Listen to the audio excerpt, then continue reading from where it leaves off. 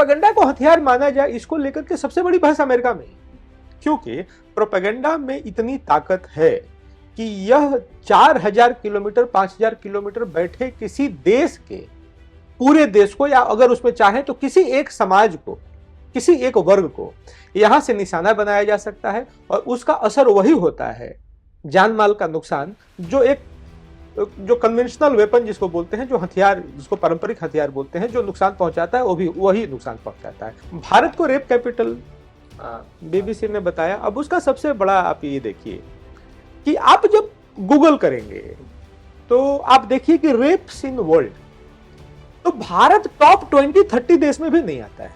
ये पुस्तक पढ़ने से क्या होगा कि आपका वो जो एक दिमाग में जो बीबीसी का तिलिस्म है, द मिस्टीक ऑफ बीबीसी, वो टूटे।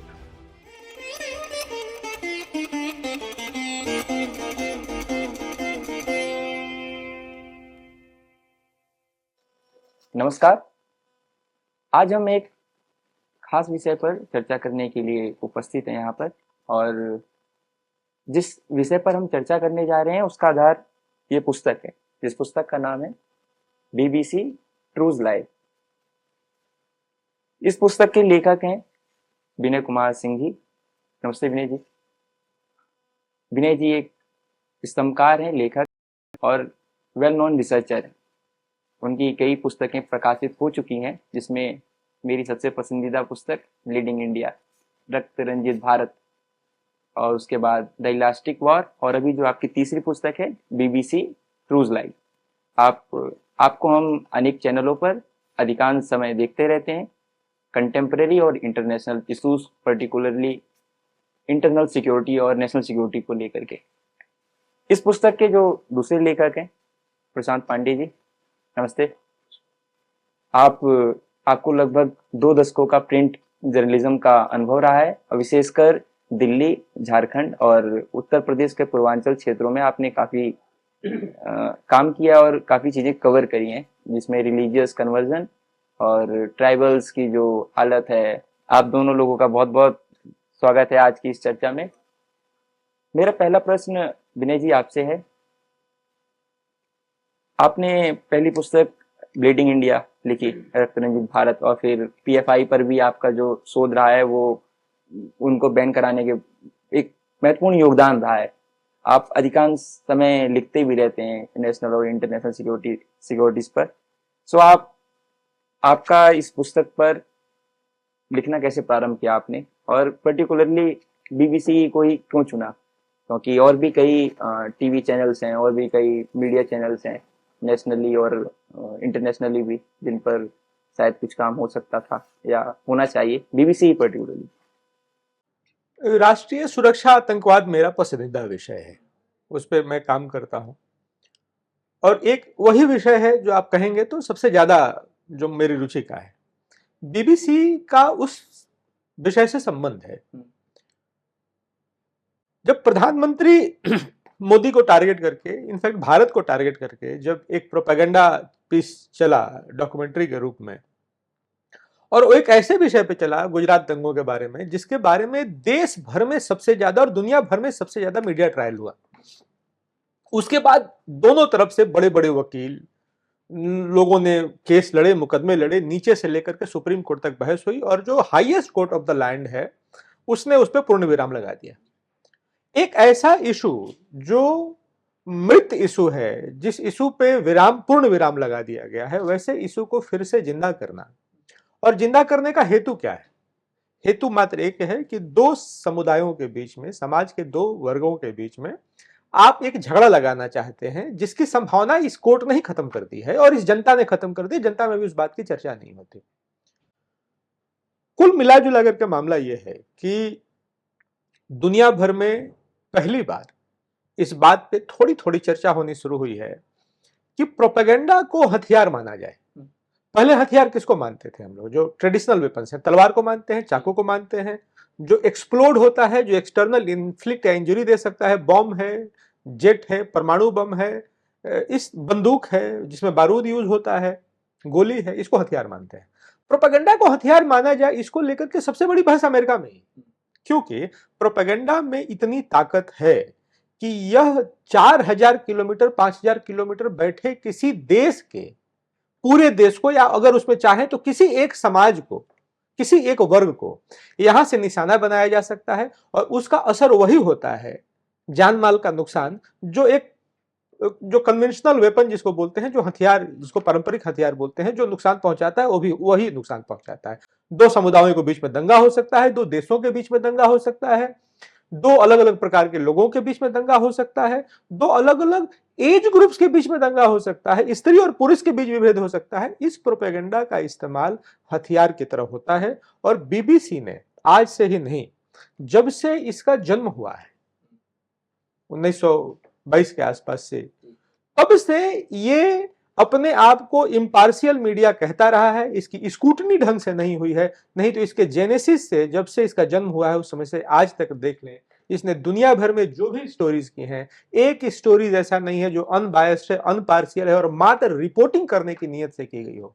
सब में मिलावट है, सब में एक एजेंडा है। बीबीसी का अपना एजेंडा है और बीबीसी के मालिकों का एजेंडा है। ये मालिक कभी कभी बदलते रहते हैं, कभी कभी कई मालिक होते हैं, और कुल मिलाजुला करके टारगेट ये है कि दो देशों के बीच में दंगा कैसे हो जाए, कोई एक देश है तो उसके अंदर अलग अलग समुदायों के बीच में कैसे दंगा हो जाए, दुनिया वॉर जोन में रहे। और दुनिया जब झगड़े में रहती है तो मालूम है कि इसका लाभ किसको मिलता है। बीबीसी उन्हीं के लिए काम करती है। नेपोलियन भी, आपने अपनी किताब में लिखा कि नेपोलियन भी प्रेस को सबसे महत्वपूर्ण स्थान देते थे, 7th ग्रेट पावर का दर्जा उन्होंने दिया था। प्रशांत जी, आपसे भी मेरा यही प्रश्न है कि आपने भी रिलीजियस कन्वर्जन और बाकी चीज़ों पर इतना काम किया है, एक्सटेंसिवली भी कवर किया है चीज़ों को, आपने इस पुस्तक को किस तौर पर देखा है, किस हिसाब से आपने लिखा है, तो आप उस पर थोड़ा प्रकाश डालिए। सबसे पहले तो मैं धन्यवाद दे दूं संगम टॉक्स का कि इतने प्रबुद्ध मंच पे हमें अवसर दिया है बोलने का। और दूसरी जो आपने बात कही, तो ये बिल्कुल विनय जी की बात को ही मैं आगे बढ़ाऊंगा, क्योंकि विनय जी ने मुझसे ये सुझाव दिया कि बीबीसी पे काम किया जाए, और उसका उन्होंने बताया कि क्यों उस पे काम करना आवश्यक है। जो पहला प्रश्न मेरे विचार में आया, मेरे दिमाग में आया, वो ये कि अगर इतना है, जो थोड़ी बहुत रिसर्च इनिशियल हमने की, और ये आया कि भाई इसकी इतनी कंट्रोवर्सीज रही हैं, भारत में इतनी कंट्रोवर्सीज रही हैं, भारत के बाहर रही हैं, बीबीसी की इंग्लैंड में अपनी जनता को लेके भी कंट्रोवर्सीज रही हैं, तो एक इतना कंट्रोवर्शियल मीडिया आउटलेट को भारत में एक अजीब सी स्वीकृति मिली हुई थी। ये अंतिम शब्द होता था ऑथेंटिक न्यूज़ का। मतलब अगर आप याद करें, हम लोग बचपन में सुनते थे कि कोई भी चीज़ की अगर पुष्टि करवानी हो तो वो लोग कहते थे, भोजपुरी में, जैसे हम लोग भोजपुरी भाषी क्षेत्र से आते हैं, तो वो कहते थे कि बीबीसी कह दिले बा, मतलब बीबीसी ने कह दिया है, तो अब ये अभी इसको काटने की आवश्यकता नहीं है। या कोई अपनी बात रखवाना चाहता हो तो वो भी कहता था कि भाई बीबीसी से कहलवाऊं क्या।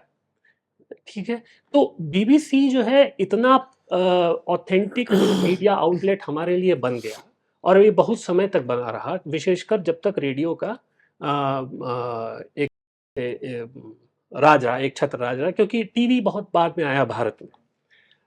लेकिन अब जब उसको हम देखते हैं पूरे परिप्रेक्ष्य में, तो लगता है कि ये ऑथेंटिक होने के कारण जो भी रहे हों, ठीक है, लेकिन ये रिपोर्टिंग पूरी तरीके से जो जर्नलिस्टिक प्रिंसिपल्स की जब हम बात करते हैं कि पत्रकारिता के सिद्धांतों पर आधारित, वो बीबीसी नहीं करता है। कई जगहों पे फेल हुआ है, गलत रिपोर्टिंग की है, गलत मैसेज की देने की कोशिश की है, और हमेशा एक उसका एक एजेंडा कह लीजिए कि रहता है कि कहीं ना कहीं वो दो समुदायों के बीच में, या किसी भी दो ग्रुप्स के बीच में, वो किसी भी तरीके, विनय जी ने बड़े विस्तार से बताया हो कि किन्हीं भी दो ग्रुप्स के बीच में कुछ खटपट, कुछ दूरी, कुछ वैमनस्यता बनी रहे, ताकि जिसको इंग्लिश में बोलते हैं ना, to keep the pot boiling, ताकि उनका एजेंडा चलता रहे। अब इसके पीछे बहुत सारे लोग हैं, जियोपॉलिटिक्स के भी कुछ इश्यूज आएंगे,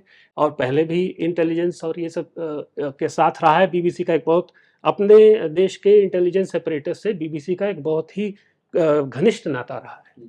तो ये सारी चीज़ें आई, तो फिर हम लोगों ने विनय जी ने फिर और इनपुट्स दिए, फिर हमने भी कुछ रिसर्च किया और चीज़ें निकलती आई जो कि हमारे लिए ही आँख खोलने वाली थी कि अरे बीबीसी ऐसे था।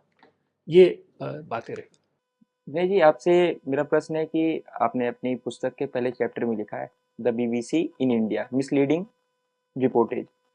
मोदी जी को पर्टिकुलरली जो डॉक्यूमेंट्री थी इंडिया द मोदी क्वेश्चन, हम देख चुके हैं कि कैसे बीबीसी ने पहले 70 के दशक में जब इंदिरा गांधी जी थे प्रधानमंत्री थी भारत की, उस समय दो डॉक्यूमेंट्री रिलीज हुई थी, फैंटम और कलकत्ता। उस समय बीबीसी पर बैन लगा दिया गया था। जब मोदी जी पर ये डॉक्यूमेंट्री गोधरा को लेकर के बनी, तो भारत ने क्यों एक बैन नहीं लगाया, और क्या रीजन था कि उस चीज में जिसमें सुप्रीम कोर्ट ने मोदी जी को बरी कर दिया, उस मुद्दे को इतना ज्यादा उछाला जाए? क्या उसके पीछे कोई ऐसा मोटिव था कि भारत में कुछ मतलब हिंसात्मक? देखिए, उसमें ऐसा है कि बीबीसी कोई मात्र नरेंद्र मोदी जी का दुश्मन नहीं है। बीबीसी ने जो आज नरेंद्र मोदी के साथ किया है, इससे भी बुरा उसने इंदिरा गांधी के साथ किया है। बीबीसी को कहिएगा बीबीसी भारत का दुश्मन है, तो मात्र भारत का दुश्मन नहीं है। आप पाकिस्तान में किसी से जाके पूछिएगा तो पाकिस्तान, ईरान, चाइना के लोग बोलेंगे कि बीबीसी उनका दुश्मन है। बेसिकली ये मित्र किसी के नहीं, ये देशों के बीच के फॉल्ट लाइंस को, दो पॉलिटिकल पार्टीज हैं उसके बीच के फॉल्ट लाइंस को, अब इन्होंने उससे भी बुरा इंदिरा गांधी जी के साथ किया था। मैं आपको बताता हूं, जगजीत सिंह चौहान करके एक होते थे, स्पीकर थे पंजाब असेंबली में। बाद में उन्होंने खालिस्तान मूवमेंट के वो सबसे बड़े लीडर बने और उनको विदेश में ही लोग जानते थे, जाके बाहर सेटल हो गए। बीबीसी ने जगजीत सिंह चौहान को भारत में हीरो बनाया। जगजीत सिंह चौहान नाम का कोई आदमी है, जैसे अभी उसको कंपेयर करेंगे तो जैसे निज्जर वाला मामला है, निज्जर कोई व्यक्ति है, उसको बीबीसी ने भारत में हीरो बनाया। जगजीत सिंह चौहान ने सीधे तौर पे कहा कि इंदिरा गांधी को मार देंगे। उस बात को यहां तक पहुंचाने वाला, उस प्रोपेगेंडा का इस्तेमाल इंदिरा गांधी के खिलाफ करने वाला, खालिस्तान रेफरेंडम के इशू को उस समय बड़ा करने वाले में बीबीसी का बड़ा रोल है। तो ऐसा नहीं है कि बीबीसी खालिस्तान के पक्ष का है। खालिस्तान उसके लिए एक मसाला है जिसका इस्तेमाल उस मसाले को बम बनाने के लिए करता है और भारत के खिलाफ यूज होता है। उसको सूट करता है कि भारत और पाकिस्तान झगड़ते रहे, पाकिस्तान में बलोच और बाकी दूसरों में के बीच झगड़ा होता रहे, उनके बीच हत्याएं होती रहे। उनको सूट करता है कि ईरान में झगड़े होते रहे आपस में। और कई बार तो अलग अलग समय में आप देखेंगे बीबीसी ने बाद में माफी मांगी है ईरान में जो उसने किया है। जो उसने इराक में मिस रिपोर्टिंग की, वो बेसिकली अपने आप में वॉर क्राइम है जी। कि जो प्रोपेगेंडा उन्होंने चलाया कि केमिकल वेपन्स, और बाद में मुकर गए उससे। तो एक माहौल बनाना कि देखो ये जो सद्दाम हुसैन है विलेन है, विलेन है, विलेन है। भारत में माहौल बना रहे हैं कि ये प्रधानमंत्री जो मोदी है ये विलेन है, विलेन है, विलेन है। उसी तरीके से उन्होंने इंदिरा गांधी के बारे में भी किया। मैं ये कह रहा हूं कि आज कांग्रेस को हो सकता है कि सूट कर रहा हो बीबीसी, वो विपक्ष में है और बार बार बीबीसी कोई डॉक्यूमेंट्री बनाती तो सबसे ज्यादा विपक्ष के लोग ही, कांग्रेस पार्टी उसको बोलती कि देखो बीबीसी ने कह दिया, बीबीसी ने कह दिया यानी अंतिम सत्य है। सुप्रीम कोर्ट ने जिस विषय पर फैसला दे दिया उसके बियॉन्ड का सत्य है बीबीसी ने जो कह दिया। ये इसलिए होता है और लोग उसको सुनते इसलिए हैं क्योंकि आज तक भारत में ढंग से बीबीसी की स्क्रूटनी नहीं हुई है। ये जो किताब है ये मैं कह रहा हूं दुनिया भर के रीडर्स के लिए, केवल भारत ही नहीं, एक बार बीबीसी का जो 360 डिग्री एनालिसिस है कि बीबीसी सही में एक न्यूज एजेंसी है क्या या एक फॉरेन एजेंट है, अलग अलग देशों में अपने मालिकों के हित साधने के लिए काम करता है। और इस किताब के दो पार्ट हैं इनफैक्ट।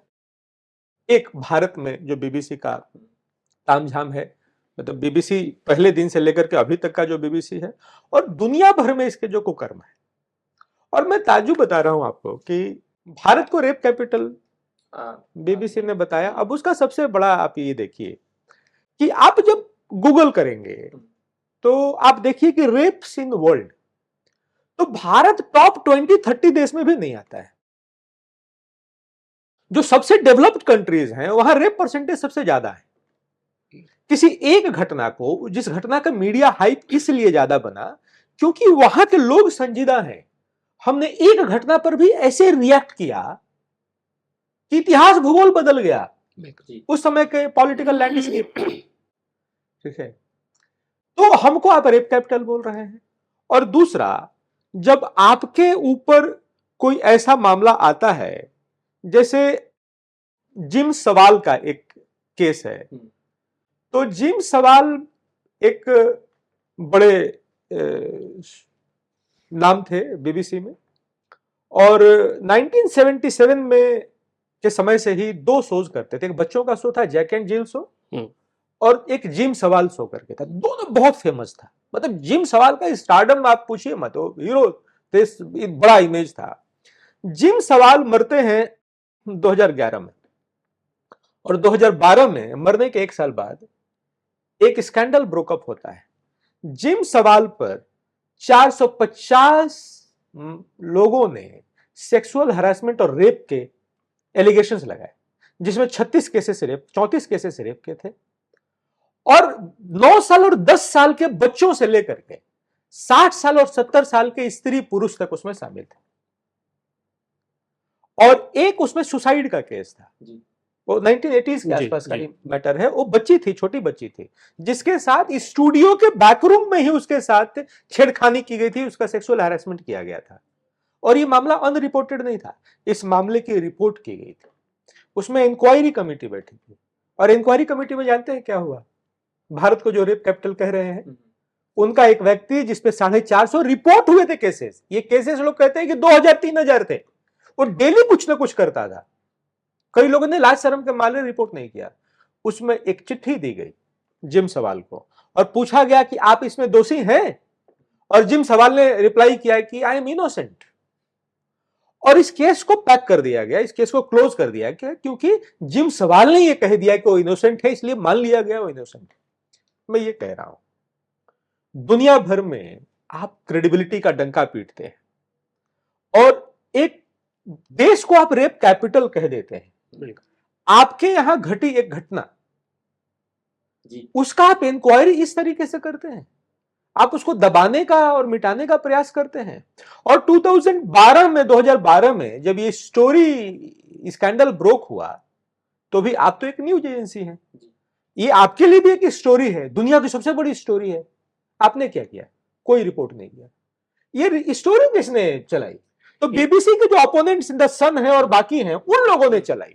मैं आपको इसमें थोड़ा ऐड कर दूं कि जिस व्यक्ति ने ये डॉक्यूमेंट्री बनाई जिम सेविल के अगेंस्ट, वो एक फॉर्मर पुलिस अफसर था, और उसने बीबीसी के ही साथ उस पर रिसर्च करना काम शुरू किया। और एक उनके साथ एक एडिटर थे, वो उन्होंने काम शुरू किया रिसर्च करना, और कुछ समय बाद अचानक से उस काम को रोक दिया गया। तो वो जो इंस्पेक्टर था, पुलिस ऑफिसर, वो फिर चला गया ITV के पास, जो दूसरी टीवी चैनल थी, और उसने फिर उस डॉक्यूमेंट्री को आगे बढ़ाया और उसको लोगों के सामने ले आए।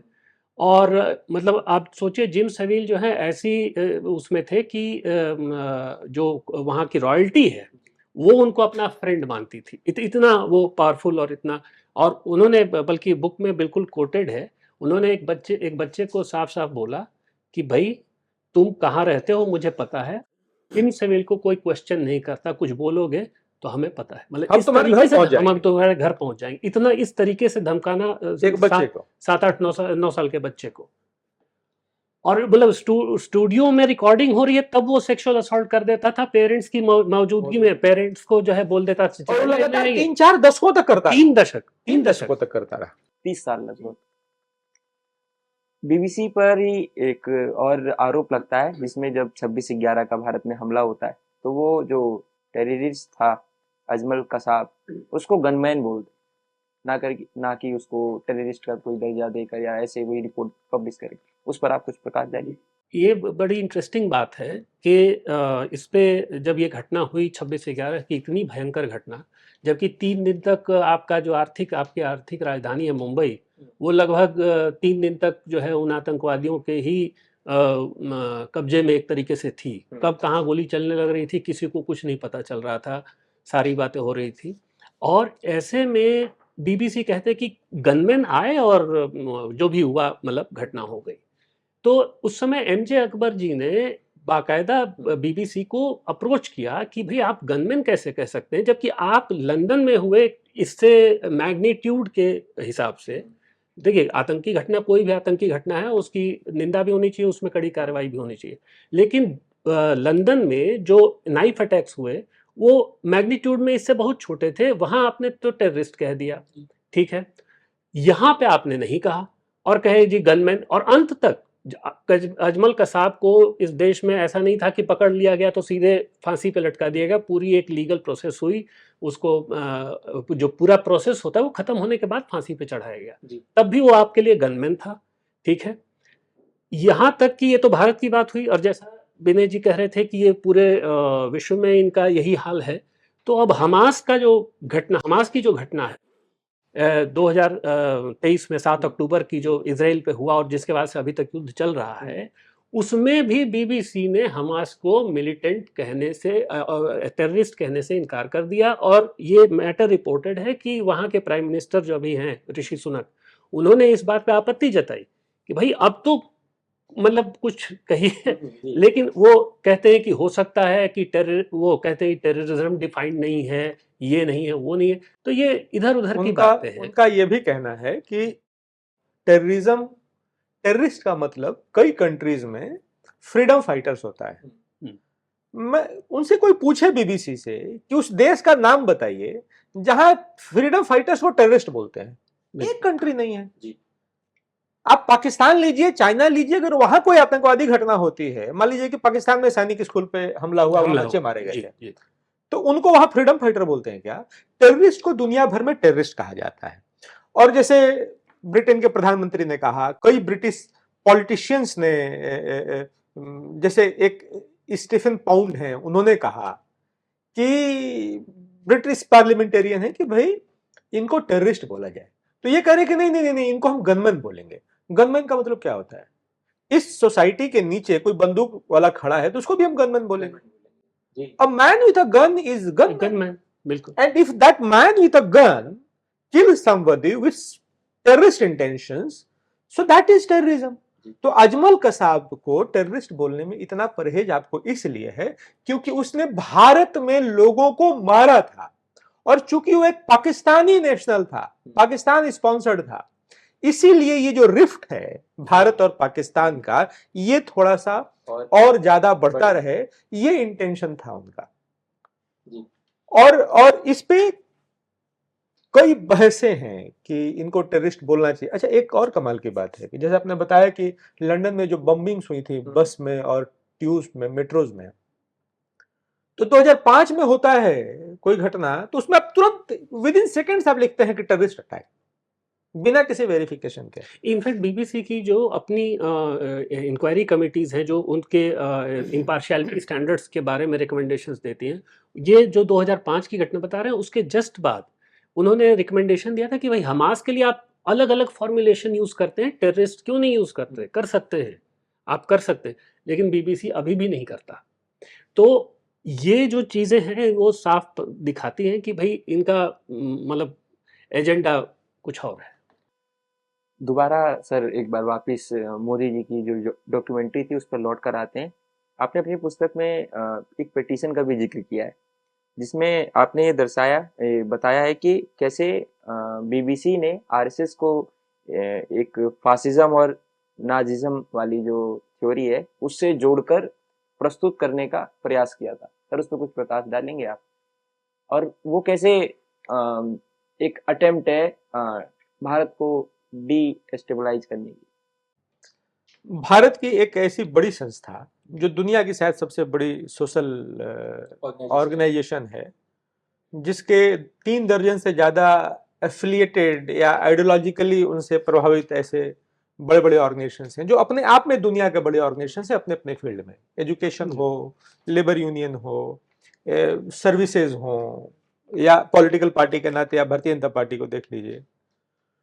तो वैसे एक क्रेडिबल ऑर्गेनाइजेशन के बारे में आप कुछ भी लिख देते हैं, और ये लिखने की आपको हिम्मत इसलिए आती है क्योंकि भारत एक सॉफ्ट डेमोक्रेसी है। आप ये पाकिस्तान में नहीं लिख सकते, चाइना में नहीं लिख सकते, आपको टांग दिया जाएगा। बिल्कुल, आपको हो सकता है कि आपका एग्जीक्यूशन हो जाए। दूसरा, इन्होंने लिखा कि RSS Hindu superiority over Muslims, किस आधार पर लिखा है, इसके प्रमाण क्या है? दूसरा, इन्होंने नाजिज्म और फासिज्म से फिर कंपेयर किया है, और एक ऐसे इशू का बहाना लेकर के किया जो गुजरात राइट्स थे, जिसपे मैं फिर कह रहा हूं कि उस पे दुनिया भर में उस पे डिबेट पे पूर्ण विराम लग गया, भारत ही दुनिया भर में। तो एक ऐसे मरे हुए इशू को आप जिंदा करते हैं, और सीधा सीधा इंटेंशन है कि कॉन्फ्लिक्ट क्रिएट करना, उस कॉन्फ्लिक्ट से एक क्योस क्रिएट करना, जिसका एक मैक्सिमम जो एक्सट्रीम लिमिट ये होता है कि एक सिविल वॉर तक जा सकता है। तो कुल मिला जुला करके यही है कि you are using piece of propaganda, or you are creating or making a propaganda piece to instigate the fault line to create chaos or civil war in India. तो सर भारत पे बैन क्यों नहीं लगाता या कोई स्ट्रिक्ट एक्शन क्यों नहीं ले रहा जब उन्हें मालूम है ये चीज, मतलब नजर में तो होगा ही ना भारत के संस्थानों के। बीबीसी को लेकर के दो चीजें ध्यान में आई। इस डॉक्यूमेंट्री के बनने से पहले भी बीबीसी पे रेड्स वगैरह हुए थे, और उसमें आईटी रेड्स थे। तो शुरू में बड़ा हो हल्ला हुआ दुनिया भर में कि इंडिया का प्रेस इंडेक्स पे गिर गया और ये हो गया वो हो गया, बड़ी लानत मजामत इंडियन डेमोक्रेसी को की गई थी दुनिया भर में। कुछ दिन बाद इसी बीबीसी ने खुद स्वीकार किया कि हाँ, हमने टैक्स चोरी की है, और उसका ट्यून जो है कि जिस अमाउंट में टैक्स चोरी किया है वो मैसिव है। इनिशियल इन्वेस्टिगेशन में ये पाया गया और बीबीसी ने उसको स्वीकार भी कर लिया, ये पब्लिक डोमेन में। दूसरा, जब ये डॉक्यूमेंट्री आई तो इसलिए नहीं कि प्रधानमंत्री मोदी जी को पसंद नहीं, इसलिए कि भारत में इस पे जो highest court of the land है उसने अपना जजमेंट दे दिया है। इस कारण भारत की सरकार ने इस डॉक्यूमेंट्री पर प्रतिबंध लगा दिया। अब प्रतिबंध लग गया, उसके बाद भी मतलब हिम्मत देखिए, या क्रिमिनल एक्ट इसको बोलेंगे, कि बीबीसी पे इंडियन ज्योग्राफिकल बाउंड्रीज में आप इसको आराम से बीबीसी की वेबसाइट से आप इसका लिंक डाउनलोड करके वो डॉक्यूमेंट्री देख सकते थे, वो प्रोपेगेंडा पीस देख सकते थे।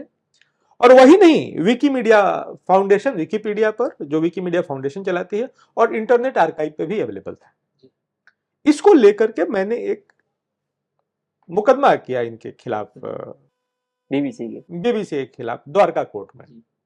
तो पहले ही इसमें जो डेट थे उस पे तीनों लोग आए, तीनों के वकील आए, बड़े बड़े वकील, लॉ फर्म्स उनको रिप्रेजेंट कर रहे थे, और विकीमीडिया फाउंडेशन और इंटरनेट आर्काइव ने कहा कि हमने डॉक्यूमेंट्री हटा ली है, हमसे गलती हुई है, और आगे जो इंडियन लॉ है उसके हम अबाइड करेंगे, उसको फुलफिल करेंगे, और जो भी कोर्ट कहेगा उसको हम मानेंगे, हमसे गलती होगी। बीबीसी ने क्या कहा? उसके वकील आए और उन्होंने कहा कि नहीं नहीं, आप जिनेवा कन्वेंशन है उसके हिसाब से आप हमको सीधे डायरेक्ट नोटिस नहीं दे सकते, आपको प्रॉपर चैनल यानी एम्बेसी के थ्रू वहां के सरकार को अप्रोच करके फिर वहां से डिलीवर होगा नोटिस। उन्होंने ये नहीं कहा कि ये गलत है या सही है, बाकी लोगों ने स्वीकार कर लिया। तो दे आर किलिंग टाइम, या वो एक्सटेंशन मांग रहे हैं, और बाद में होना वही है, उनको माफी मांगनी पड़ेगी, उनको डॉक्यूमेंट्री हटाना पड़ेगा, उनको हर्जाना भरना पड़ेगा उसका, उसके नुकसान का। लेकिन मैं ये कह रहा हूं कि भारत एक लोकतंत्र है, एक शानदार लोकतंत्र, it is a majestic democracy, और लोकतंत्र जो है वो मां की तरह है कि सबको प्यार करने वाली है, सबको क्षमा करने वाली है। जब बहुत ज्यादा कुछ हो जाता है तब वो एक्शन लेती है, मतलब उसके नियम कानून तब अप्लाई होते हैं, नहीं तो शुरू में ऐसे। तो यहां क्रिटिसाइज करना, हम उसको बुरा नहीं मानते या उसको हम इग्नोर करते हैं, लेकिन बीसी का क्रिटिसिज्म केवल मोदी को क्रिटिसाइज नहीं करना था, भारतीय जनता पार्टी को केवल क्रिटिसाइज नहीं करना था, बल्कि भारत को डिमीन और डेमोनाइज करना था। और लास्ट जो इंटेंशन था कि भारत को डिसमेंबर कर दिया जाए, जो मेरी किताब है भारत को ब्लीडिंग इंडिया, मतलब कि रक्त रंजित भारत कर दिया जाए। एक कॉन्स्पिरेसी भी है आईएसआई की जिसको ब्लीड इंडिया विद 1000 कट्स बोलते हैं, ऑपरेशन टोपैक नाम है उसका। तो ये बेसिकली उस थियरी पे काम करते हैं कि किसी तरीके से ये जो हमारे ऊपर जो टैग लगा हुआ है डेवलपिंग कंट्री, इसका ऑर्बिट मत बदले, इसका लीग मत बदले, इसका इमेज जो मेकओवर हो रहा है दुनिया भर में, भारत को लोग एक उदाहरण के रूप में देख रहे हैं। कॉन्फ्लिक्ट दो बड़े बड़े देशों के बीच में हो रहे हैं, उसमें मीडिएटर्स के रूप में इंडिया को देखा जा रहा है, जो पहले अमेरिका और बाकी कंट्रीज को देखा जाता था। तो ये पावर या ये इमेज इंडिया का क्यों बन रहा है, ये इस इमेज को तोड़ना तभी संभव हो पाएगा जब इंडिया सिविल वॉर में जाए, जब इंडिया में लगे कि ये जो गवर्नमेंट है ये बायस है, Bias। ठीक है, तो ये शुद्ध रूप से प्रोपेगेंडा पीस है। और ये जो बोल रहे हैं कि ये हमारा वेल रिसर्च है, कोई रिसर्च नहीं है, it is a piece of scrap, कोई रिसर्च नहीं। Nationalism a driving force behind fake news in India, ये बीबीसी का अपना एक रिसर्च पेपर था जो भी था, इस पर इसमें कितनी सत्यता है? देखिए, जब इन्होंने दिया तो वो स्टडी मैंने देखी और पूरी स्टडी उसमें काफ़ी कुछ पोर्शंस क्रिएटेड भी हैं, सॉरी कोटेड भी हैं। है क्या कि उन्होंने पूरे उसमें ये कहा, देखिए रिपोर्टिंग में ना, मैं आपको बताऊं कि अनुभव के आधार पे कह रहा हूं कि रिपोर्टिंग दो तरीके से रिपोर्टिंग को इन्फ्लुएंस किया जाता है। एक तो ये है कि जो आपका बॉडी टेक्स्ट है रिपोर्ट का, उसमें आप किन चीज़ों को हाईलाइट करते हैं, किन चीज़ों को दबा देते हैं, राइट। और एक होता है कि आप हेडलाइन क्या देते हैं, ठीक है। अब आज के समय में स्थिति ये है कि लोगों के पास समय कम है, रीडर्स अटेंशन स्पैन कम है, तो रीडर जो है वो न्यूज़ की हेडलाइन और ऊपर के कुछ जो मेन चीज़ें होती हैं वो देखता है, डिटेल सोचता है बाद में पढ़ेंगे, उसके बाद समय मिले ना मिले कोई नहीं कह सकता। तो यहाँ पे आप हेडलाइन क्या दे रहे हैं कि नेशनलिज्म के वजह से फेक न्यूज़ बढ़ रहा है, यही आप कह रहे हैं जी। जब मैंने उस पूरी रिपोर्ट को देखा, 40-42 पेज की है मेरे ख्याल, 45 पेज की, और उनकी पूरी एक टीम है जिसने रिसर्च किया, उसमें कुछ इंडियंस भी है, लीड जो उस रिसर्चर कोई इंडियन ही है। तो उसमें ये बात तो पूरी आई कि साहब जो हमारा शांतनु चक्रवर्ती जो हमारे लेफ्ट स्पेक्ट्रम के पॉलिटिशियंस हैं, या जो लेफ्ट स्पेक्ट्रम का हमारा सोशल मीडिया नेटवर्किंग है, वो राइट स्पेक्ट्रम के जो सोशल मीडिया नेटवर्किंग उससे थोड़ा कम पड़ रहा है। इससे अधिक उन्होंने कोई ऐसा एग्जाम्पल नहीं दिया कि फेक न्यूज से क्या समस्या हो रही है, मतलब नेशनलिज्म कैसे फेक न्यूज में ऐड कर रहा है। सैंपल साइज 40, हाँ, सैंपल साइज 40, सिर्फ 40 लोगों से बात करके, 140 करोड़ के 140 करोड़ के देश में 40 लोगों से बात करके, और 7 दिन तक ये कहना कि उनके फोन का एक्सेस हमारे पास पूरी तरह था, ठीक है। आपने कह दिया अलग अलग सिटीज में, अब अगर 40 लोग हैं तो कितनी सिटीज हो सकती हैं भारत में, तो उससे ज़्यादा पता नहीं कितने शहर हैं। खैर वो अपनी जगह एक सैंपल साइज की बात हो गई। तो जब मैंने देखा तो ले दे के बात यही आई कि वो यही दुख मना रहे हैं कि जो लेफ्ट स्पेक्ट्रम है पॉलिटिक्स का और जो right of the centre spectrum है, वो उसमें लेफ्ट स्पेक्ट्रम जो है वो थोड़ा सा वीक पड़ रहा है और उनको जरूरत है। और इस बुक में मैंने एक बहुत इंपॉर्टेंट बात मेंशन की है फेक न्यूज़ वाले मामले में, कि आमतौर पर फेक न्यूज़ से सबसे बड़ा डर क्या होता है। सबसे बड़ा डर ये होता है कि फेक न्यूज़ की वजह से किसी प्रकार की लॉ एंड ऑर्डर सिचुएशन ना क्रिएट हो जाए, कहीं दो समुदायों में भिड़ंत ना हो जाए, कोई इस तरह की बिल्कुल अब जिसको बोलते हैं ना इग्नाइटिंग द राइट्स या इंसाइटिंग द राइट्स, इस तरह की घटना ना हो। क्या राइट विंग, उन्होंने एक भी एग्जांपल नहीं दिया जिसमें राइट विंग स्पेक्ट्रम से इस तरह की कोई न्यूज़ गई हो कि साहब आपका ये खराब हो गया या आपकी इस पे अटैक हो गया है, चलिए अटैक करिए, इस तरह का कुछ नहीं था। ज़्यादा से ज़्यादा क्या था कि वो कह रहे हैं कि साहब हमारा देश सबसे बढ़िया। तो ये तो थोड़ा एग्जैगरेशन हो सकता है, हम कह सकते हैं कि भाई हम 5वीं नहीं हम तीसरी सबसे बड़ी इकॉनमी है, वो थोड़ा एग्जैगरेशन हो सकता है, उसमें थोड़ी सी जो है अतिशयोक्ति हो सकती है, लेकिन उसमें वायलेंस इन्फ्लिक्ट करने का या इंसाइट करने का तो कोई कारण नहीं है। और अच्छा, उनके फैक्ट चेकर्स कौन है? वही स्पेक्ट्रम वाले ऑल्ट न्यूज़ और वो लोग हैं। तो अच्छा, उन लोगों की तरफ से जो फेक न्यूज़ चले हैं, उन्होंने प्रभावी तौर पर भारत में हिंसा फैलाई है, लोगों के जाने गई हैं उनके फेक न्यूज़ की वजह से। तो फेक न्यूज़ के दो एस्पेक्ट्स है, एक तो ये कि भाई ऐसा कुछ है नहीं गलत जो फैक्चुअली इनकरेक्ट हो, और अगर कहीं थोड़ा बहुत एक्सैगरेशन है, सोशल मीडिया का ज़माना है तो एक्सैगरेशन इज अंडरस्टैंडेबल, लेकिन कहीं कोई इंसाइटमेंट नहीं है किसी भी प्रकार के वायलेंस की। और उसके ऊपर आप दे रहे हैं कि राष्ट्रीयता जो है, nationalism is giving rise to fake news. इसका मतलब क्या कि अगर कोई अपनी राष्ट्रीय अस्मिता में विश्वास करता है या उसको असर्ट करता है पब्लिक प्लेटफॉर्म पे, तो उसको आप कह दीजिए कि अरे ये तो नकली है, ये तो सिर्फ अपना गुणगान करता है, कुछ भी करता है, ठीक है भाई, मैं इस देश का नागरिक हूं, तो मेरा अधिकार है कि मैं कहूं या ये मानूं कि ये देश सबसे बढ़िया है, और या फिर ये देश सबसे बढ़िया होना चाहिए, उस तरफ काम करें। तो इसमें फेक न्यूज कहां से आ गया? जी, मुझे लग रहा है कि जेनेसिस से शुरू करते हैं ब्रीफ में और अभी तक की कहानी पे आते हैं प्रशांत। जी जी। तो मार्कोनी साहब के बारे में सब लोग जानते हैं, इटली वाले। तो उनको नोबेल प्राइज फिजिक्स में मिला था, लेकिन फेमस किस लिए है? रेडियो वेव्स के इसके लिए हो। अब कमाल की बात यह होती है कि एक मार्कोनी स्कैंडल भी हुआ, वो बाद में उस पे आते हैं, तो आज का पर्सपेक्टिव समझने में थोड़ी सुविधा होगी। तो 1906 में मार्कोनी ने एक प्रपोजल दिया। उस प्रपोजल का नाम था a plan for an imperial wireless scheme linking the mother country, मतलब England, to its dominions by means of wireless stations at 1000 mile intervals. मतलब इंग्लैंड से बैठ करके रेडियो के माध्यम से भारत और अन्य जो कॉलोनीज थे उनको करना। इस प्रपोजल का क्या हुआ? इस प्रपोजल को रिजेक्ट कर दिया गया। इस प्रपोजल को फर्स्ट हैंड रिजेक्ट कर दिया गया। दूसरी बार ये प्रपोजल फिर 1910 में रिपीट हुआ और बाद में जाकर के कन्विंस किया, तो 1912 में ये प्रपोजल साइन हुआ कि हाँ, कॉलोनीज में रेडियो के माध्यम से हमको इन्फ्लुएंस कर सकते हैं। लेकिन फिर भी बीबीसी को 10 साल और लग गए। 1922 में शुरू हुआ और सबसे कमाल तब हुआ कि 22 में शुरू होने के तुरंत बाद इसका जो मार्कोनीज के जो शेयर्स हैं वो बहुत स्काई रॉकेट हो गए।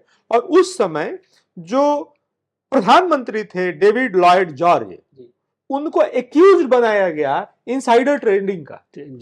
तो ये शुरुआती दिन है जब बीबीसी जन्म ले रहा था, उसी समय स्कैंडल के आरोप इसके ऊपर लगे, प्रधानमंत्री, इंग्लैंड के प्रधानमंत्री के साथ। दूसरी बात बता रहा हूं कि सेकेंड वर्ल्ड वॉर के समय में एक्सिस और एलाइड फोर्सेस थी, एक तरफ जर्मनी था, एक तरफ अपना इंग्लैंड और बाकी उसके साथी देश थे। तो इंग्लैंड को यह लग रहा था, और मेंशन है उनके डॉक्यूमेंट्स में, कि नेहरू इज आवर मैन और सुभाष चंद्र बोस जो है ये जर्मनी फ्रेंड्स का ये उनका आदमी है। और उस समय बीबीसी पे ये सहमति बनी, इन रिटेन है, बीबीसी के आर्काइव्स में है, जिसका हम लोगों ने यहां कई बार रेफरेंस लिया है, कि अपने कॉलोनीज में बीबीसी के इंग्लैंड के बारे में अच्छा इमेज बनाने के लिए बीबीसी का यूज होना चाहिए जी। और तब जाकर के आप देखेंगे कि E.M. Forster, a passage to India, बड़ी फेमस बुक है, जॉर्ज ऑरवेल, मुल्कराज आनंद और एमजे तंबी मुत्तू, ये श्रीलंका के, इन लोगों को रोप इन किया गया कि आप अच्छी अच्छी स्टोरीज लिखिए बच्चों के बारे में या ऐसे बारे में जिसके बारे में ब्रिटेन का एक अच्छा इमेज दिखाया जाए। और इन लोगों को पेमेंट दिया जाता था ब्रिटिश एम्पायर की तरफ से, तो बीबीसी की तरफ से। दूसरा, तो एक तरफ जर्मन प्रोपेगेंडा था, वो भी रेडियो के माध्यम से प्रोपेगेंडा होता था जी। और इंडिया में, जैसे एक उदाहरण बताता हूं, सुभाष बाबू का, सुभाष चंद्र बोस जी का जो भाषण होता था वो 4-5 लैंग्वेज में ट्रांसलेट होता था, तमिल, तेलुगु, उर्दू सब में होता था। और बीबीसी उसके पीछे था, बीबीसी उसको मैच नहीं कर रहा था। तब जाकर के 1940s के आसपास जर्मन जो रेडियो है उसको बैन किया गया और गांव-गांव में लोग जर्मन रेडियो सुनते थे और सुभाष बाबू के भाषण सुनते थे जी। और तब जाकर के बाद में अलग अलग लैंग्वेजेस में, मलयालम में, तेलुगु में, मराठी में, हिंदी में, उर्दू में, लगभग 40 भारतीय भाषाओं में बीबीसी का ट्रांसमिशन शुरू हुआ, काम शुरू हुआ। और बड़े बड़े राइटर्स लाए गए कि इमेज इसका जो खराब हो रहा है, कि देखो हम लोग भाई आपके दोस्त हैं, हम लोग केवल आपके दुश्मन नहीं हैं। तो कुल मिला जुला करके ये है कि आज भी बीबीसी जो है उस हैंगओवर से नहीं निकला है कि we are no more a colony, British colony. हम आगे निकल गए हैं और हम लीग बदल नहीं रहे हैं, हम ऑर्बिट चेंज नहीं कर रहे हैं, हमने अपना लीग बदल लिया है और ऑर्बिट चेंज कर लिया है। और जो हमारे कॉलोनियल मास्टर्स हैं उनसे हम बहुत आगे निकल गए अपनी क्रेडिबिलिटी में, डेवलपमेंट में, हर एक एस्पेक्ट में। इतनी सारी चीजें जो बीबीसी करता है, चाहे किसी भी कंट्री, विशेषकर भारत को ही ले लेते हैं, जो भी ये करते हैं, इतनी फंडिंग इनके पास कहाँ से आती है? इनका सोर्स ऑफ फंडिंग क्या है? मैं फंडिंग से पहले जो आपने कहा ना कि भारत में करता है, एक बड़ा ही ईरान जो है, ईरान का जो कू है वो बहुत ही इंटरेस्टिंग केस है ये समझने के लिए कि बीबीसी क्या कर सकता है। 1953 में डेमोक्रेटिकली इलेक्टेड गवर्नमेंट थी वहाँ ईरान में, उसने नेशनलाइज किया ऑयल, जो फील्ड्स थे, जो तेल के क्षेत्र थे, उनको नेशनलाइज किया। तो ब्रिटिश को वर्ल्ड वॉर वन और द्वितीय विश्व युद्ध, प्रथम और द्वितीय दोनों विश्व युद्धों में जो तेल सप्लाई हुआ उसमें ईरान में जो तेल के कुएं थे, जो कि ब्रिटिश के पूरी तरह कब्जे में नहीं था लेकिन ब्रिटिश के इन्फ्लुएंस में था, प्रभाव में था, ठीक है। तो उससे उनकी तेल की खपत, तेल की आवश्यकताएं पूरी हुई। तो ब्रिटेन को लगा कि अरे अब हमारे तेल का क्या होगा। तो उन्होंने जो उनके जिस रेजीम को उस गवर्नमेंट ने रिप्लेस किया था वो थे, उनको कहा ही जाता है द टिरेनिकल शाह, मतलब वो शाह थे, शाह ऑफ ईरान, और वो उनकी मतलब बहुत ही दबाव वाली उनका शासन था लोगों पे। तो उनको खड़ा किया कि ये बचा सकते हैं, और यहाँ तक ये रिकॉर्डेड है, कोटेड है और बुक में भी है कि एग्जैक्ट समय कब उपद्रव शुरू करना है ईरान में, ये बीबीसी के न्यूज ब्रॉडकास्ट में पहले से तय शब्द था, और समय कुछ नहीं था। मतलब बात बस इतनी थी कि प्रेजेंटर को ये कहना था कि इट इज मिडनाइट नाउ, उसमें हाँ कोड था वो। तो उसमें उसने एग्जैक्टली शब्द जब यूज करेगा तो इसका अर्थ था कि अब शाह के लोग ईरान में उपद्रव शुरू करेंगे, और ब्रिटेन ने, बीबीसी ने ऐसा किया, उपद्रव हुआ, जो नेशनली इलेक्टेड गवर्नमेंट थी उसको हटा दिया गया, शाह को वापस लाया गया। अब अभी हम देखते हैं और 1953 की जब बात सोचते हैं तो लगता है कि ठीक है वो तो 1953 की बात थी, लेकिन ऐसा नहीं। इससे क्या होता है कि पीढ़ियां बर्बाद होती हैं। आज भी आप ईरान में देखिए कि महिलाओं के ऊपर किस तरीके का अत्याचार हो रहा है, किस तरीके के आंदोलन चल रहे हैं ईरान में हिजाब के खिलाफ, या और भी अन्य जो इश्यूज हैं। तो जहां एक और आप कहते हैं कि आप डेमोक्रेसी के चैंपियन हैं, भाई फ्री प्रेस और independent and authentic press is a pillar of democracy. आपने अपना ही प्रोपागेंडा यूज करके जो डेमोक्रेटिक था उसको हटा दिया, जो टेरेनिकल था उसको ले आए, और उसमें सीआईए ने मान लिया। 60 इयर्स लेटर सीआईए, 60 साल बाद सीआईए ने मान लिया अपने पेपर्स में कि हाँ हमने ये किया था। एमआई नहीं चाहती थी, ब्रिटेन की जो इंटेलिजेंस एजेंसी मिलिट्री एमआई जो है वो नहीं चाहती थी कि उसका नाम आए, फिर भी दिया उन्होंने। लेकिन आप बीबीसी की काबिलियत कहिए विद इन कोट्स कि उसका नाम कहीं अभी भी नहीं है। उसके यहाँ जो डॉक्यूमेंटेड हुई एक चीज, वही एकमात्र अभी तक डॉक्यूमेंट अवेलेबल है कि इसमें ऐसा हुआ। बीबीसी ने कभी स्वीकार नहीं किया। आप इंटरनेशनल रिलेशंस, बाकी चीज़ों पर काफ़ी, आप सिक्योरिटीज़ को लेकर आपका काफ़ी अनुभव है। बीबीसी का कनेक्शन बहुत ज़्यादा इंटेलिजेंस एजेंसीज के साथ रहता है, अभी जैसा आपने जिक्र किया। कुछ और आप प्रकाश डालेंगे? आप देखिए, दो चीज़ें हैं। एक, जो प्रोपेगेंडा पीस बनाने के लिए जो सबसे बड़ा इंग्रेडिएंट है, तो प्रोपेगेंडा जो होता है वो फॉल्स नहीं होता है, मतलब it is not a lie, it is not a total lie. उसमें ट्रूथ का एक एलिमेंट होता है, उसमें थोड़ा सा झूठ मिक्स किया जाता है, और थोड़ा सा जो झूठ मिक्स करते हैं तो उसका पर्सपेक्टिव बदल जाता है। जैसे मान लीजिए कि आपके पास 1 लीटर दूध हो और आपने उसमें एक चुटकी नमक डाला, जो कि बहुत कम है, 1 लीटर 100 मिलीमीटर की अपेक्षा एक चुटकी, लेकिन दूध का नेचर बदल जाएगा, आप उस दूध को पी नहीं सकते हैं। तो एकदम वही है जैसे दूध में नमक मिक्स करना, उसी तरीके से है कि ट्रूथ में एक पोर्शन फॉल्सहुड मिक्स करना, और जो सूट करता है, और मैं बार बार बोलता हूं कि उसको वेपन की तरह यूज किया गया। एक हामिद दबासी साहब हैं, उन्होंने वो ईरान के, मतलब ईरानियन है, लेकिन वो कोलंबियन यूनिवर्सिटी में प्रोफेसर ऑफ ईरानियन स्टडीज है, उनका बहुत काम है ईरान जो कूप हुआ और बाकी सबको लेकर के। वो कहते हैं कि सबसे ज्यादा हल्ला कौन करता है, fake news fake news fake news, सबसे ज्यादा स्टोरीज होती है बीबीसी पे जी।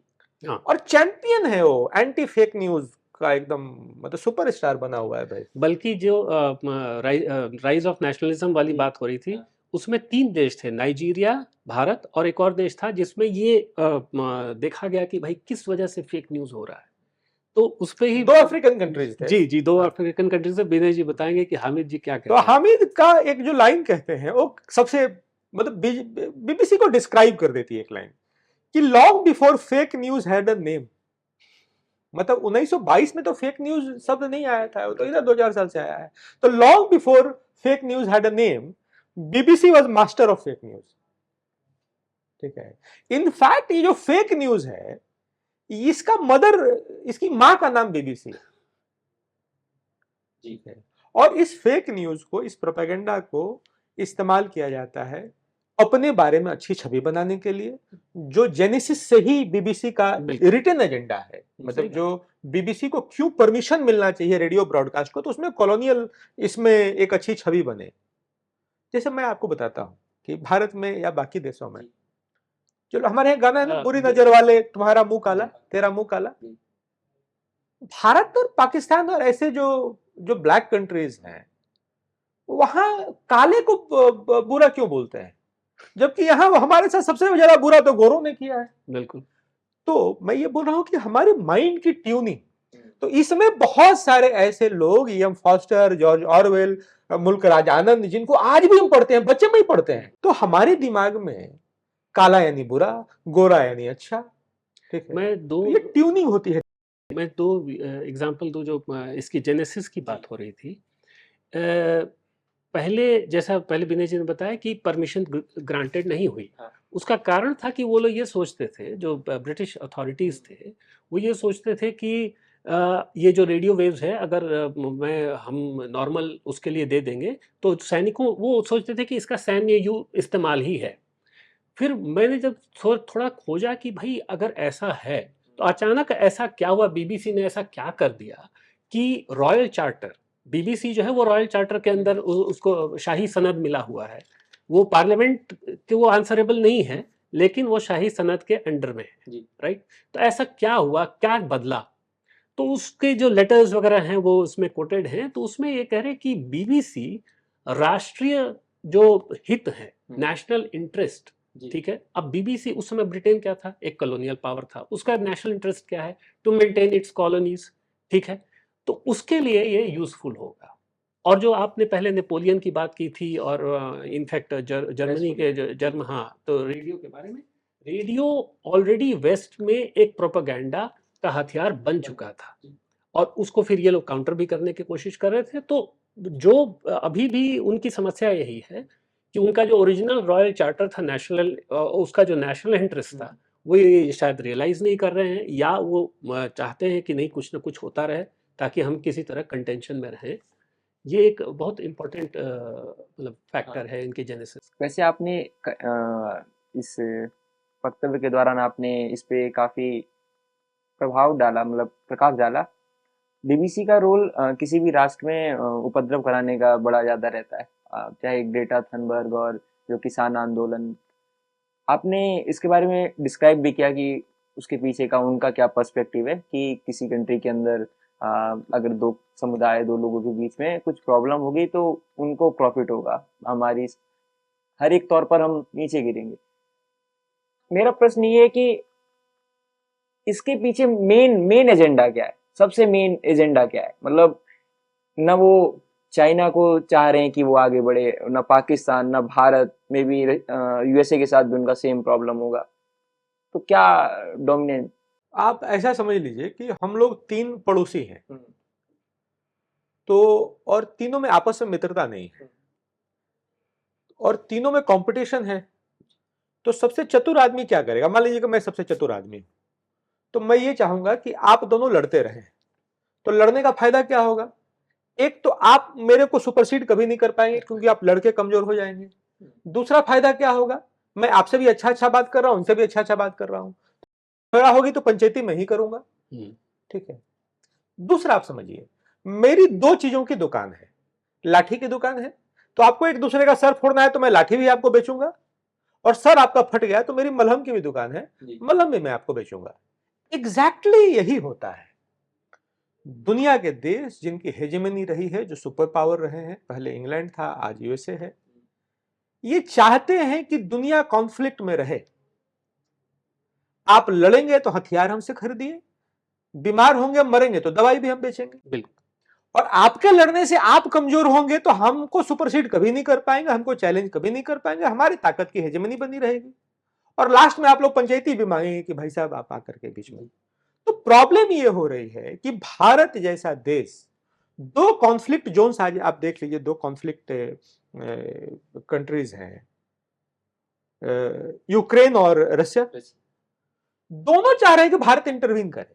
अब भारत के पास ना लाठी की दुकान ना मलम की दुकान है, इसलिए कि ह्यूमैनिटी का जो एक ये है कि जो सबसे ज्यादा ह्यूमन अप्रोच जिसका है, जिसका अपना कोई एजेंडा नहीं है, वैसे आदमी को आप बीच में मध्यस्थता के लिए चाहते हैं, और भारत उसमें सबसे फिट बैठता है आज की लीडरशिप के कारण और पुराने कई हजार साल की परंपरा के कारण भी। हमारा कल्चर है, हम बिना एजेंडा के जाते हैं, हम कॉन्फ्लिक्ट में भी जाते हैं तो मास वेलफेयर के लिए जाते हैं, ठीक है, हमारा अपना कुछ नहीं है। प्रॉब्लम यह है कि भारत का जो बढ़ाव है ये देखना नहीं चाहते, इसीलिए लोग चाहते हैं कि भारत कॉन्फ्लिक्ट में रहे, उसमें पाकिस्तान जैसे मूर्ख देश भी उनके लिए टूल बन जाते हैं। मैं एक बात आपको बताता हूं, भारत और पाकिस्तान दोनों की स्टोरी सेम है, दोनों एक ही देश थे, एक ही दिन आजाद हुए, 24 घंटे के आसपास टेक्निकली आप देखें तो। दोनों के पास रिसोर्सेज भी एक जैसे थे, भारत के पास चैलेंजेस ज्यादा थे क्योंकि बड़ा ये था। पाकिस्तान में जो मेजॉरिटी पॉपुलेशन था, मुस्लिम पॉपुलेशन था, वो कम्युनिटी स्किल बेस्ड है, उसको तो जापान हो जाना चाहिए था, भारत को भी बहुत पहले तरक्की कर जाना चाहिए था, ए लीग कंट्री हो जाना चाहिए था, क्यों नहीं हुआ? इसलिए कि इस कॉन्फ्लिक्ट में भारत का 40% जो डाइवर्जन है, जो फोकस है वो पाकिस्तान की तरफ था, और पाकिस्तान का 100% फोकस भारत की तरफ था। तो पाकिस्तान आज फेल्ड स्टेट हो गया, और हम लोगों ने लेट रियलाइज किया, तो हमारा फोकस जब पाकिस्तान से बदला तब हम जाकर के दुनिया को बता पाए कि देखो हम भारत हैं। आपने अपनी पुस्तक के अंतिम पृष्ठों में, चैप्टर्स में 253 में एक इंटरेस्टिंग केस के बारे में जिक्र किया है, गाय बुर्गेसिस वाला। आप उस पर कुछ प्रकाश डालेंगे? बताते हैं। ऐसे बीबीसी जो इम्पार्शियल होने का दावा करता है, एडिटोरियली इंडिपेंडेंट होने का दावा करता है, इसमें एक बहुत लंबे समय तक जो लेफ्टिस्ट लोग थे, ये आप देखें कि मतलब कितनी कॉम्प्लेक्स इनका कैरेक्टर है, कि अभी जैसे विनय जी बता रहे थे कि ईएम फोस्टर हो गए, मुल्कराज आनंद हो गए, ये जैसे जो शख्सियतों को इन्होंने आगे रखा, राइट? इसलिए रखा क्योंकि वो जानते थे। मज़ेदार बात ये है कि बीबीसी ने जब भारत में कदम रखा तो एक यहाँ जो रेडियो को संभालते थे, उनका नाम अभी मैं ध्यान से उतर रहा है, बुक में है, तो वो चले गए बीबीसी, राइट? और उन्होंने कहा कि जो हमारा प्रेजेंटेशन होना चाहिए वो थोड़ा सा लेफ्ट ओरिएंटेड होना चाहिए, राइट? लेकिन बीबीसी ने अपने इस्टेब्लिशमेंट में इंटेलिजेंस के साथ मिलके एक प्रॉपर व्यवस्था बना रखी थी कि किसी भी व्यक्ति का अगर लेफ्ट लीनिंग दिखा हमारे बीबीसी के अंदर काम करने वालों में, तो हम उसको धीरे से स्क्रीन आउट कर देंगे, राइट? और वो फाइलें जाती थी इंटेलिजेंस के पास, वो करते थे। तो इसमें कई केसेस ऐसे हुए कि किसी ने काम शुरू किया बीबीसी में, अचानक हो गया कि नहीं नहीं तुम काम नहीं कर सकते, तुम जाओ। उनको समझ में नहीं आता कि हुआ क्या, काम तो मैं ठीक ही कर रहा था।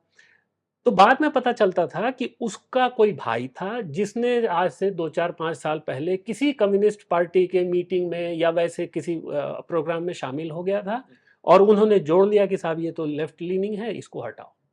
ये पूरी स्क्रीनिंग चलती रही और ये 30-40 वर्षों तक चली। इनको सबसे बड़ा डर क्या था, मतलब अपार्ट फ्रॉम रिपोर्टिंग, मतलब जो ये था कि सोवियत ब्लॉक को फायदा ना पहुंच जाए। कोल्ड वॉर शुरू हो गया वर्ल्ड वॉर 2 के बाद, तो ये था कि सोवियत ब्लॉक को फायदा ना पहुंच जाए, कि लेफ्ट लीनिंग और ये लोग आ जाए। एक दूसरा ये था कि वहाँ के इंजीनियर्स जो हैं, बीबीसी के इंजीनियर्स उससे इंसाइट होके या लेफ्ट आइडियोलॉजी से प्रभावित होके काम ही ना बंद कर दें, ठीक है? तो इस तरह के उनके डर थे। यहाँ तक कि इंटेलिजेंस एजेंसीज ने एक बार कह दिया कि भैया इतना स्क्रीनिंग हम नहीं करना चाहते, अब फालतू का काम हमें दे रहे हैं। बीबीसी ने कहा नहीं, कंटिन्यू करिए। फिर एक ऑब्जर्वर अखबार है वहाँ पे, उसने इन्वेस्टिगेशन किया 1985 में। उसने इन्वेस्टिगेशन किया, इस सारी चीज़ों को जब सामने लेके आए, तब जाके ऑफिशियली वो चीज़ खत्म हुई। अब ये तो एक हिस्सा हुआ। जो आप गाय बर्गिस की बात कर रहे हैं, ये सोवियत के जासूस थे जो बीबीसी में 2 बार 2 स्टिंट काम किया इन्होंने। अब ये उसी पीरियड में काम किया जिसमें स्क्रीनिंग चल रही थी, और इनके साथ 4 और थे, कैम्ब्रिज 5 या ऐसा कुछ नाम दिया गया था इनको। तो उन्होंने सारी जो जानकारी थी इकट्ठा वगैरह करके और रशिया को देते रहते थे। और गाय वर्गीस ने क्या किया, उसने पहले जो भी उसके लेफ्टिस्ट एसोसिएशंस थे उसको पब्लिकली डिक्राई किया, उसको उन्होंने कहा कि ये सब खराब था, मैं गलत था, और इस तरीके की उसने बनाया। इनको उन्होंने ले लिया और वो अपना जासूसी करते रहे, और जब तक इनको पता चला कि अरे ये तो जासूस हैं सोवियत रशिया के, तब तक वो देश छोड़ के चले गए थे, फिर बाद में वहां से आए। तो कहने का अर्थ ये है कि एक तरफ आप इंडिपेंडेंट होने की बात करते हैं, एक तरफ आप इस तरह की स्क्रीनिंग करते हैं, फिर आगे के दौर में जो जिसको आज हम लेफ्ट लिबरल कहते हैं, जो ऑक्सब्रिज मतलब ऑक्सफोर्ड और कैम्ब्रिज का, वो बहुत सारे लोग आए और उन्होंने बीबीसी को एक अलग ही चरित्र दे दिया। तो वो मतलब इंडिपेंडेंस और बायस की जहाँ तक बात है, वो इंडिपेंडेंस नहीं है और इम्पार्शियलिटी नहीं है, और बायस है। उसमें एक चीज और जोड़ूंगा कि जैसे शुरू में हमने बताया कि मार्कोनी से शुरू होता है, फिर वो परमिशन मिलता है, फिर मार्कोनी स्कैंडल होता है, इंग्लैंड के प्राइम मिनिस्टर का उसमें नाम आता है। उसके बाद भी आप देखिए कि बीजेपी बार बार कह रहा है इम्पार्शियल है। एक तो आप गवर्नमेंट से फंड ले रहे हैं, टैक्स आपके लिए लगाया जा रहा है, उस टैक्स को लेकर के बहुत मतलब कि गुस्सा है वहां के लोगों में, कई बार अटेम्प्ट हुए, नहीं हटा, और डायरेक्ट टैक्सेशन जो है। दूसरा, जब कई बार ऐसा हुआ है शुरू से लेकर के लास्ट कई बार तक, आप देखेंगे कि बीबीसी में जो प्रोमिनेंट पोजीशंस हैं, या तो सर्विंग MI5 MI6 के ऑफिसर्स रहे हैं, सर्विंग, या तो रिटायर्ड ऑफिसर्स रहे हैं। तो किसी देश की इंटेलिजेंस एजेंसी के लोग उसको हेड कर रहे हैं, देश से के पब्लिक से उसके लिए टैक्सेशन लिया जा रहा है, और दुनिया भर में वो अपने बारे में कह रहा है कि हम अनबायस्ड हैं, हम फेयर हैं। तो ये तो किसी को विश्वास नहीं करना चाहिए। और मुझे लग रहा है कि सबसे बड़ा बीबीसी के बारे में आज अगर कहा जाए तो सबसे बड़ा क्रिमिनल नेटवर्क का कवर अप का एग्जांपल है बीबीसी, जिसको ये बुक अनकवर करती है। इसकी हर स्टोरी अपने आप में क्रिमिनल इंटेंशन से ओतप्रोत है। बीबीसी को ये शायद बताना पड़ेगा कि 1922 से लेकर के 2024 तक के बीच में उसने कितनी स्टोरीज की हैं जो सिर्फ न्यूज रिपोर्टिंग के मंशा से की गई थी कि हाँ दुनिया को मालूम चली ये खबर, और उनका अपना कोई एजेंडा और बायस नहीं था। मुझे लगता है कि एक भी स्टोरी ना है। सर, अंतिम प्रश्न है आपसे। आप दर्शकों को बताइए कि क्यों ये पुस्तक पढ़नी चाहिए और इसके पीछे उद्देश्य क्या है, और ऐसे क्या चीजें जो अभी वार्ता के दौरान हमारी छूट गई, ऐसे कोई विशेष चीज जो इस पुस्तक में? मुझे लगता है कि जो राष्ट्रवादी विचारधारा के लोग हैं उनको ये पुस्तक इसलिए पढ़नी चाहिए ताकि उनको मालूम चले कि बीबीसी के बारे में उनकी जो शंका है, उनका जो संशय है, उसके आधार के लिए और इतने सारी कहानियां हैं, उनके फ्रॉड के, उनके करप्शन के, उनके क्रिमिनल एक्टिविटीज के। दूसरा, जो गैर राष्ट्रवादी लोग हैं, मान लीजिए कि दूसरी पार्टी के लोग हैं, लेफ्ट के लोग हैं या कांग्रेस के लोग हैं, उनको ये किताब इसलिए पढ़नी चाहिए क्योंकि वो फर्स्ट हैंड किसी खबर के नाते कोई खबर उनको सूट करती है, इसलिए बीबीसी की क्रेडिबिलिटी वो बढ़ा रहे हैं या बीबीसी को इसलिए रिप्रेजेंट कर रहे हैं। तो उनको भी ये मालूम होना चाहिए कि बीबीसी कोई उनके पक्ष की संस्था नहीं है, और ऐसा नहीं है कि उनके विपक्ष के विपक्ष की संस्था है। बीबीसी उनके भी खिलाफ की है, और बीबीसी अभी जो सत्तारूढ़ पार्टी है उनके भी खिलाफ की है। कुल मिला जुला करके 140 करोड़ जो देश की जनता है, बीबीसी उनके खिलाफ है। और दुनिया भर के लोगों को इसलिए पढ़ना चाहिए क्योंकि ये इंडियन पर्सपेक्टिव से केवल किताब नहीं लिखी गई है। ये किताब तो मैं बोलूंगा पाकिस्तानी को भी पढ़ना चाहिए, ईरानियन को भी पढ़ना चाहिए, चाइनीज को भी पढ़ना चाहिए।